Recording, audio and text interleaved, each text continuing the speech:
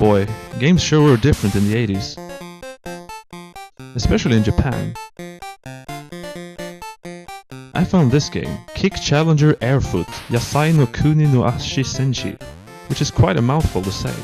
It's about a tomato with shoes walking around kicking insects, and rocks, flowers and mushrooms to uncover power-ups like different shoes, candy that makes you temporarily invincible, bombs that kills every enemy on the screen, and dog shit that also makes you invincible. This game is probably the only place where stepping in poo is considered a good thing. The control is interesting.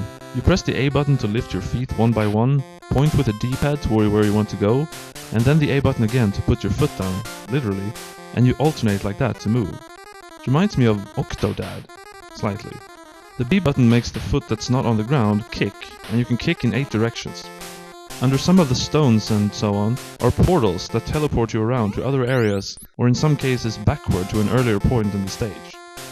It seems like the best idea is not to use the portals until you have to, and you'll run into the boss eventually. The bosses are huge insects that spawn little insects to attack you. Kick them in the face to damage them. It seems that you don't have health yourself. Rather, when you get hit, you start to blink and the music changes into something dramatic. But if you keep out of harm's way a little while, it stops and you're back to normal. This reminds me of regenerating health from modern FPS games. If you get hit twice though in a short time, or walk into a hole or lava, you die. The graphics are pretty good for 1987. The first stage is a nice nature stage, and stage 2 is futuristic, although the enemies are still playing earthly insects. The music is decent too. The shoes really look like Nike shoes.